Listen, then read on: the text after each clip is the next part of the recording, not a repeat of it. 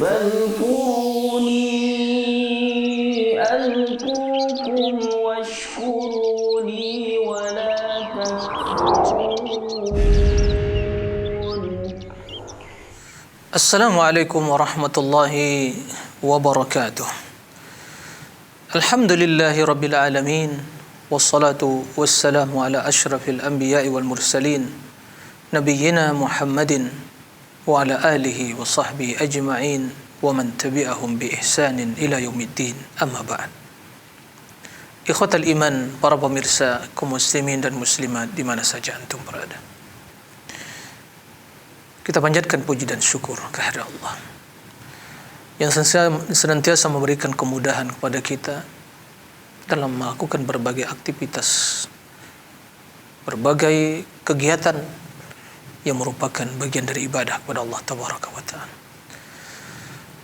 Allah yang membimbing kita untuk iman, Allah yang membimbing kita untuk Islam, Allah yang membimbing kita untuk mengenal sunnah dan mempelajari ilmu agama.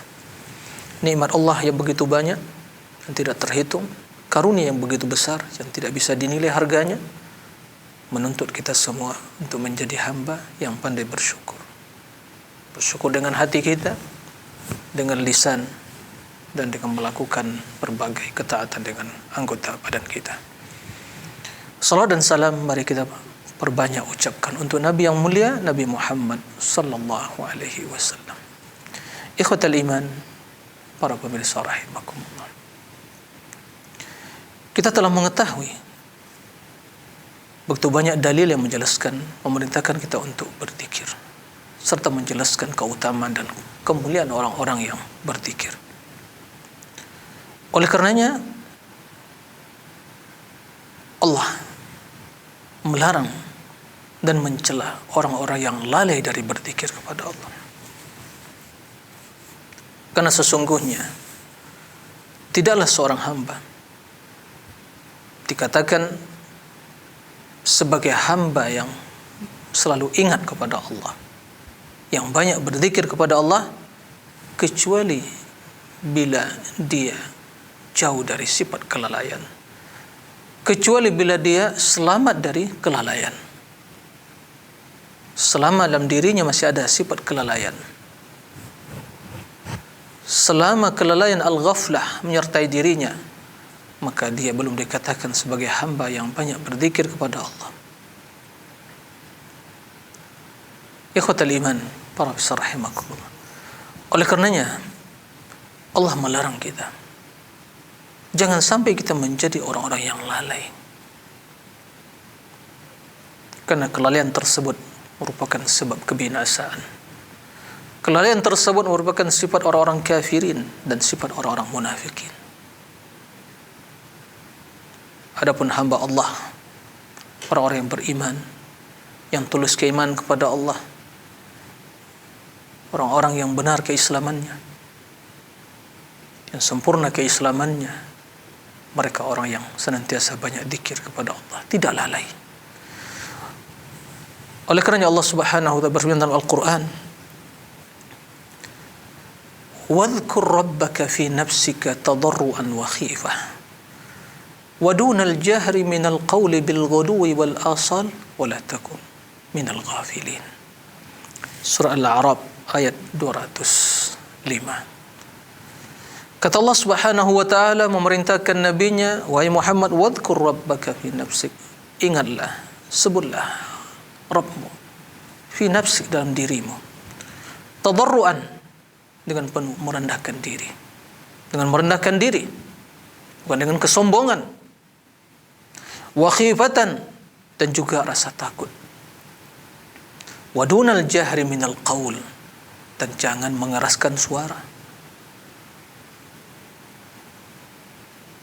bil ghuluwi wal asal, di pagi dan di petang hari, wala takun minal ghafilin, jangan engkau menjadi orang-orang yang lalai. Dalam ayat mulia ini Allah Subhanahu wa ta'ala perintahkan nabinya untuk banyak berzikir dalam setiap kondisi dan keadaan, setiap kesempatan pagi dan petang hari, berzikir dengan merendahkan diri,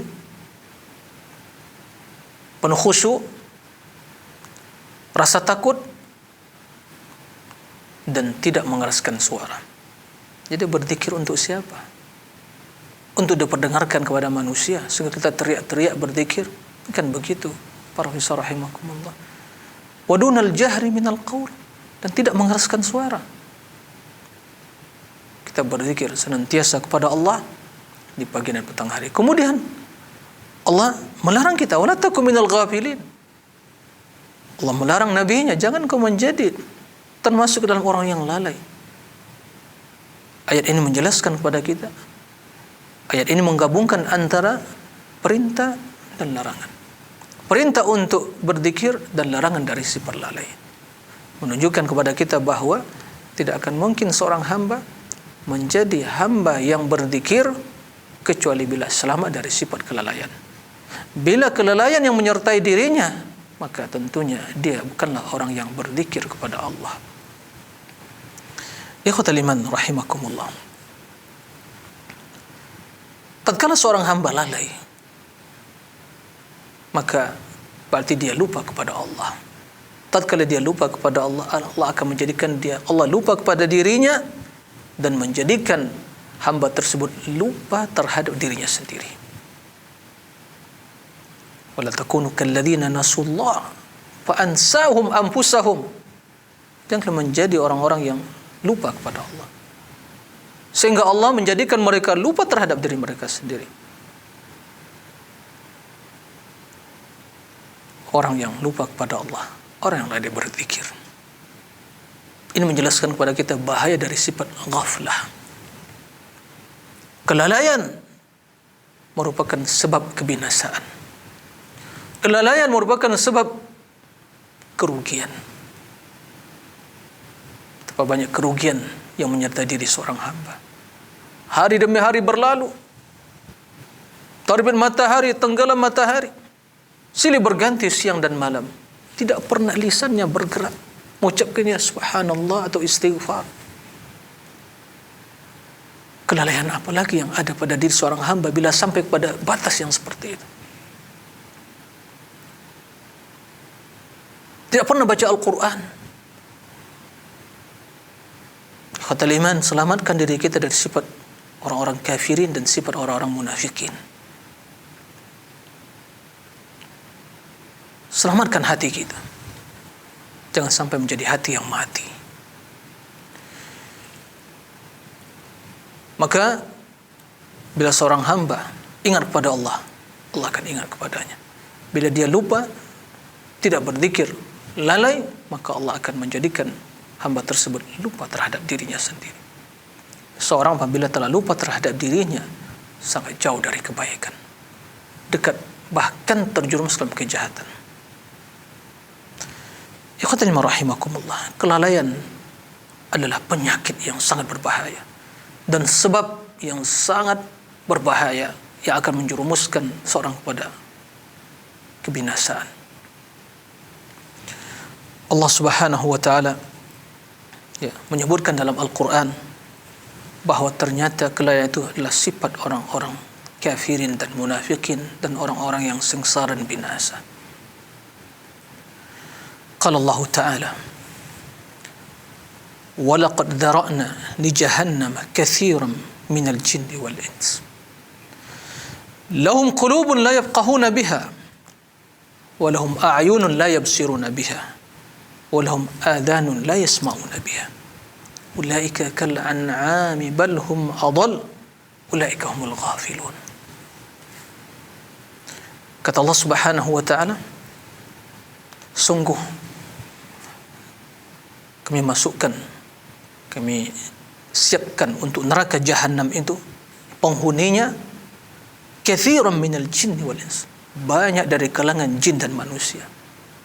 Ya, la amla'anna jahannama minal jinnati wan nasi ajma'in.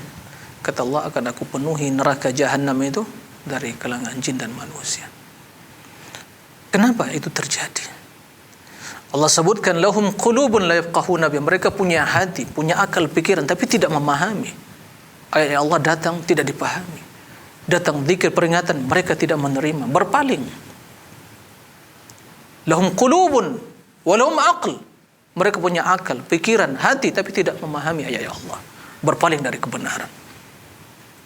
Walahum a'yunun la yubsiruna biha, mereka punya mata tapi tidak melihat ayat-ayat Allah, kebesaran dan tanda keagungan Allah, tidak melihat kebenaran.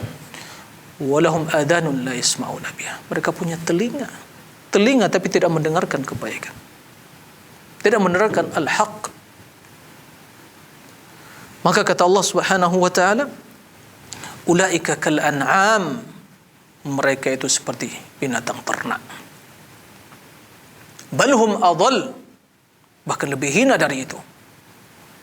Ulaika humul ghafilun, mereka lah orang-orang yang lalai.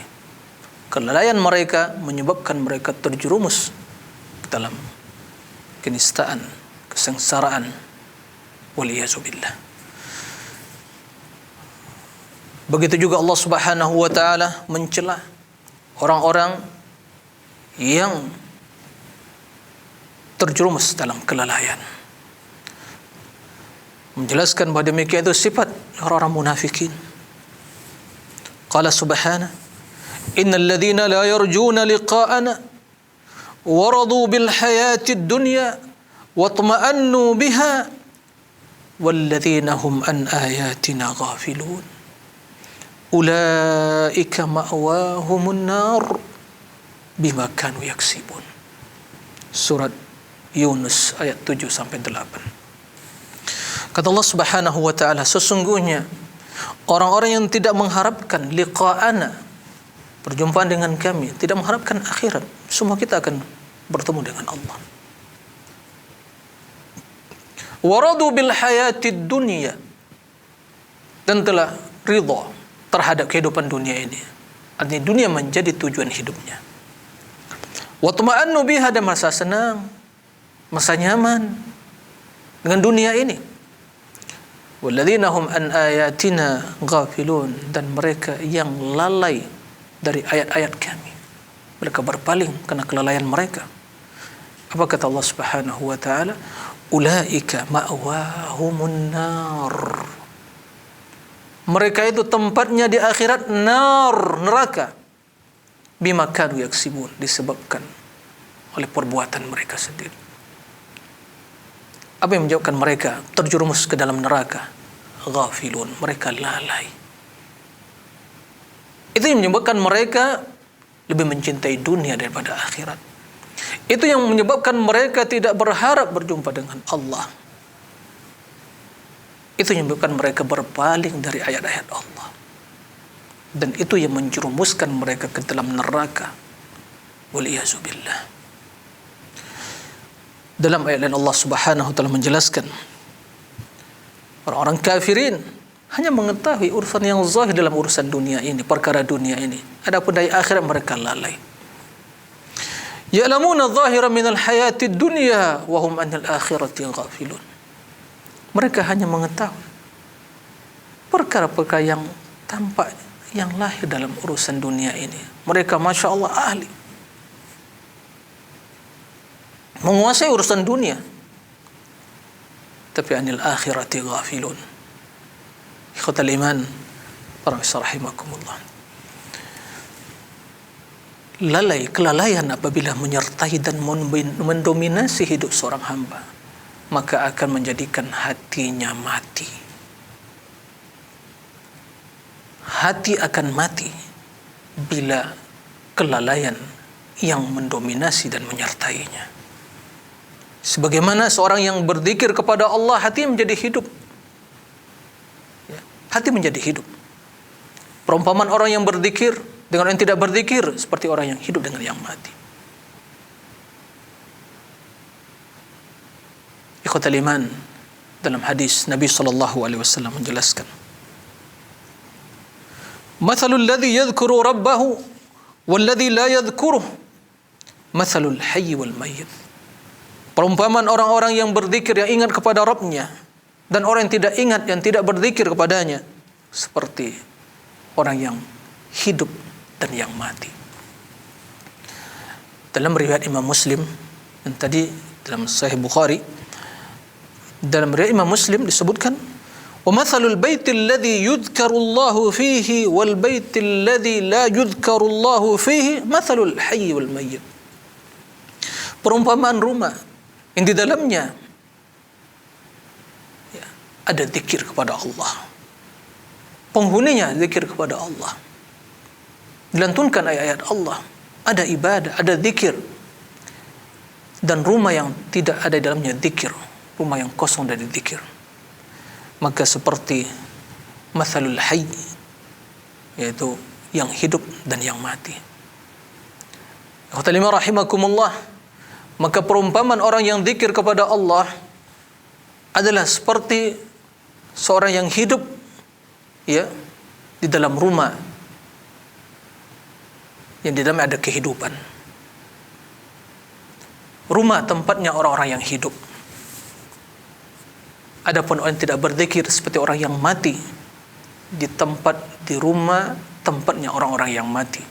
Orang yang mati tempat di mana? Di kuburan. Adapun rumah yang kita tempati di dunia ini hendaklah menjadi tempat beribadah kepada Allah, untuk berzikir kepada Allah. Jangan jadikan seperti kuburan. Yang kuburan bukanlah tempat beribadah, bukanlah berzikir, bukanlah tempat bermunajat, bukanlah tempat untuk membaca Al-Quran dan yang lain-lainnya. Tapi di rumah, jadikan rumah kita surga bagi kita. Baiti jannati. Bagaimana bisa menjadikan hal itu? Untuk banyak berzikir kepada Allah. Penghuninya berzikir, qiraatul Quran, salat, tasbih, melakukan salat-salat sunnah. Itulah rumah orang-orang yang hidup. Jadi perumpamaan orang-orang yang berzikir di dunia ini, yang rumah mereka jadikan tempat berzikir, beribadah kepada Allah, ya, seperti orang yang hidup dengan orang yang mati.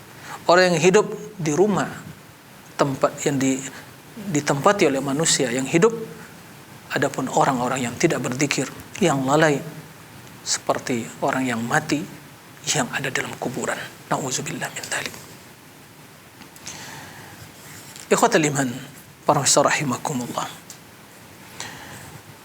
Oleh karenanya dalam hadis disebutkan, ya, hendaklah kita menjadikan rumah kita ya tempat untuk beribadah. Ada bagian khusus dari ibadah ketaatan kita dilakukan di rumah tersebut. Bagi kaum lelaki tentunya amalan-amalan yang sunnah. Adapun salat berjamaah, seorang datang ke masjid. Nabi SAW menjelaskan dalam hadis, ij'alu min salatikum fi buyutikum wala tattakhiduha qubura. Jadikan ya sebagian dari salat kalian itu dikerjakan, didirikan di rumah kalian. Jangan jadikan rumah kalian seperti kuburan. Kok bisa rumah menjadi seperti kuburan? Bagaimana? Kok bisa seperti itu? Naam, banyak rumah-rumah di dunia ini seperti kuburan. Kenapa demikian? Yang tidak ada solat di sana, penghuninya tidak solat, penghuninya tidak pernah berzikir kepada Allah, penghuni tidak melakukan ibadah kepada Allah Subhanahu wa taala. Itulah rumah ya mayat di dunia ini. Mereka mati, para mayat ya yang menempati ya, kuburan di dunia ini. Rumah yang tidak ada di dalamnya ketaatan, tidak ada zikir, tidak ada qiraatul Quran. Kata Nabi, la taj'alu buyutakum qubura. Jangan jadikan rumah kalian seperti kuburan. Dalam hadis lain Nabi SAW menjelaskan, la taj'alu buyutakum maqabir. Jangan jadikan rumah kalian seperti kuburan. Fa inna syaitan yafirru minal baitil ladzi yasma'u surat al-Baqarah tuqra fihi. Syaitan akan lari dari rumah yang di dalamnya didengarkan bacaan surat Al-Baqarah. Maka kalau tidak ada zikir dalam rumah, itu tempatnya ya, rumah tempat menginapnya syaitan. Ya. Makanya perilaku penghuninya seperti syaitan. Ya. Tidak beribadah, dusta, bohong, nipu. Ya. Kejahatan, ya, maksiat. Karena rumah yang tidak ada dalamnya ketaatan, maka syaitan yang menempati bersama penghuninya. Dalam hadis lain disebutkan, riwayat lain, la taj'alu buyutakum qubura wa la taj'alu qabri ida. Jangan jadikan rumah kalian seperti kuburan. Dan jangan jadikan kuburanku kata idan, tempat melakukan ibadah atau ketaatan. Wa sallu alayya fa inna salatakum tablughuni haitsu kuntum. Bersalawatlah kalian kepada aku. Sesungguhnya salat kalian akan sampai kepada aku di mana saja kalian berada. Ikhwati rahimakumullah. Ini pelajaran bagi kita. Rumah itu harus dijadikan tempat beribadah. Ada bagian ibadah yang dikerjakan di rumah. Sangat banyak manfaatnya dari sisi pendidikan juga bagi anggota keluarga. Tapi bagi kaum lelaki melaksanakan salat berjamaah di masjid. Agar rumah tidak menjadi seperti kuburan, dibacakan Al-Quran, berzikir, salat sunnah. Itu dilakukan di rumah. Maka sunnah Nabi SAW, beliau lebih mengutamakan salat sunnah nawafil itu di rumah. Adapun salat wajib di masjid bagi kaum lelaki. Dengan demikian rumah akan selamat dari bentuk kuburan. Adapun rumah di dalamnya tidak pernah zikir, tidak pernah sholat, tidak pernah baca Al-Quran, tapi full dengan musik, karaoke 24 jam. Bahkan baru begitu membuka mata pertama sekali yang dibunyikan adalah musik seruling syaitan dan na'udzubillah. Maka selamatkan rumah kita. Jangan sampai menjadi orang-orang yang lalai. Ini menunjukkan kepada kita bahwa kuburan bukanlah tempat ibadah. Berbeda yang dilakukan sebagian menjadikan kuburan proses ibadah. Baca Quran di kuburan, doa di kuburan, bahkan meyakini meminta kepada penghuni kubur. Ini jelas hal yang bertentangan. Kuburan bukan tempat ibadah. Kuburan bukan tempat berzikir. Kuburan bukan tempat membaca Al-Quran. Kuburan itu hanya untuk mengingat kematian. Hanya mendoakan penghuni kubur tersebut. Kemudian selesai. Adapun menjadikan ritual, mendatangi secara rutin, waktu ditentukan, memohon kepada penghuni kubur, membaca bacaan-bacaan yang ritual-ritual yang kebiasaan dilakukan sebagian. Ini semua bertentangan dengan hadis menjelaskan Nabi sallallahu alaihi wasallam. Ikhwatul iman rahimakumullah. Maka kelalaian merupakan sumber kebinasaan. Dari apa yang diutarakan tadi, kita bisa menyimpulkan bahwa hati yang lalai adalah hati yang mati. Tapi hati yang berzikir kepada hati yang selamat, hati yang hidup, jiwa yang hidup. Maka kalau kita ingin menyimpulkan dari apa yang diutarakan tadi bahwa hati itu terbagi tiga. Hati terbagi tiga. Ada hati yang qalbun salim, hati yang selamat, hati yang hidup. Ada yang qalbul mayyit, hati yang mati. Kemudian yang ketiga, hati yang lalai. Jadi hati yang ada di sana kehidupan, tapi juga di sana ada penyakit. Adapun hati yang pertama, hati yang selamat, hati yang dalamnya bersemi keimanan, kecintaan kepada Allah, zikir, pengagungan, khusyuk, tawadhu, keikhlasan. Dia beramal hanya mengharapkan ridha Allah, mencintai, membenci karena Allah, hanya bertawakal kepada Allah, hanya mohon pertolongan kepada Allah, mengagungkan Allah, mencintai Allah, ikhlasnya tulus kepada Allah. Hati dalamnya terdapat kecintaan untuk melakukan berbagai kebajikan dan ketaatan. Hati dalamnya terdapat kebencian terhadap maksiat dan dosa. Hati yang khusyuk, hati yang dengan mudah bisa menangis tatkala mendengar peringatan, tatkala mendengar nasihat. Hati yang menangis tatkala ingat kepada Allah. Sesungguhnya tangisan mata itu adalah sesungguhnya sebagai bentuk wujud tangisan yang ada di hati. Ini yang pertama. Bagaimana hati menjadi selamat, menjadi hidup? Dengan banyak zikir kepada Allah Tabaraka wa Ta'ala. Yang kedua, hati yang mati. Hati yang mati, kendati yang memiliki hati itu hidup, jasadnya hidup, tapi hatinya mati. Inilah orang yang mati, yang hidup di rumah seperti kuburan di dunia ini, yaitu mayat yang hidup di rumah, di kuburan di dunia ini. Ikhwatal iman, para misal rahimakumullah. Bagaimana hati tersebut? Hati yang lalai. Hati ini penuh dengan berbagai penyakit hati. Riya, ujub.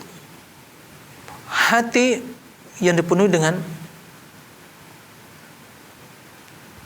keinginan, kecintaan kepada syahwat. Hati yang lebih cinta kepada dunia. Hati yang penuh dengan kelalaian. Hati yang mati, tidak pernah zikir kepada Allah. Kemudian hati yang ketiga adalah hati yang ada kehidupan tapi ada penyakit. Masih ada kecintaan kepada Allah, masih ada keimanan kepada Allah, tapi ada penyakit, masih ingin berhasrat untuk berbuat kejahatan, masih ingin maksiat dan dosa yang lainnya. Ini hati yang ada kehidupan, tapi ada sana penyakit. Maka tergantung sisi mana yang mendominasi. Bila kehidupan yang mendominasi, ini tentunya seorang hamba akan semakin dekat kepada kebaikan. Tapi bila sisi yang kedua, ingin maksiat, hasad, dengki yang mendominasi, maka seorang hamba semakin dekat kepada kejahatan. Silakan diintrospeksi dan tanyakan, dilihat hati kita termasuk golongan hati yang mana? Yang pertama kah? Yang kedua yang mati? Atau yang sana ada kehidupan dan ada penyakit? Semoga Allah Subhanahu wa Ta'ala menjadikan hati kita hati yang selamat, hati yang bersih, hati yang selalu bersemi dengan zikir dan cinta kepada Allah, dan menyelamatkan hati kita dari berbagai sifat atau penyakit hati, menyelamatkan hati kita dari berbagai kelalaian, dan semoga kita menjadi orang yang beruntung dunia dan akhirat. Allahumma amin. Demikian, Allahu a'lam. Wa sallallahu wasallam nabiyina Muhammadin wa ala alihi wa sahbihi wa sallim. Wa akhiru da'wana alhamdulillahi rabbil alamin. Wassalamu alaikum warahmatullahi wabarakatuh. فاذكروني أذكركم واشكروا